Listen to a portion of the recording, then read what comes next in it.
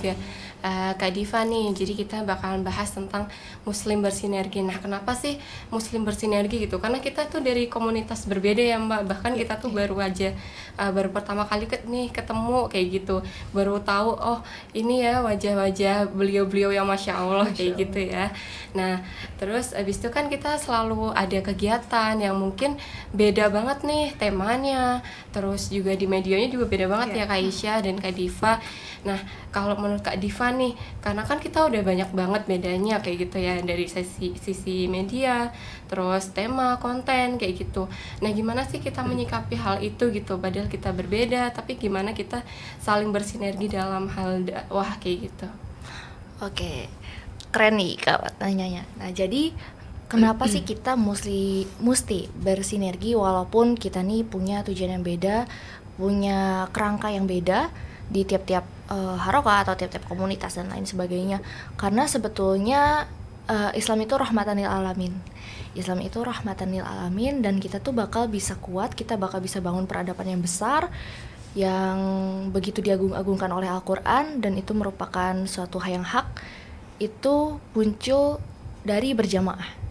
Nah, untuk memulai berjamaah itu kita mulai dari mana? Kita mulai dengan saling memberi uzur satu sama lain, saling memberi cinta, saling memahami satu sama lain, dan dimana perbedaan itu bukan suatu masalah yang besar untuk persatuan Islam itu sendiri. Masya Allah ya benar. Jadi kayak Islam rahmatan lil alamin, dimana Islam tuh nggak cuma rahmat untuk manusia aja atau hanya tumbuhan aja gitu ya Mbak, tapi benar-benar seluruh alam kayak gitu.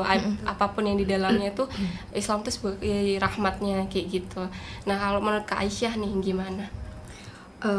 Sama sebenarnya seperti Diva, kita ini kan punya tujuan yang sama ya, yaitu memperjuangkan kemenangan Islam gitu. Bagaimanapun metode yang kita tempuh selama itu sesuai syariat, nggak apa-apa. Silahkan berjalan di ranah masing-masing, saling menghargai, itu akan jadi lebih baik dan lebih optimal hasilnya. Karena memang Rasulullah Shallallahu Alaihi Wasallam dan Allah Subhanahu Wa Taala juga meminta kita untuk berjamaah.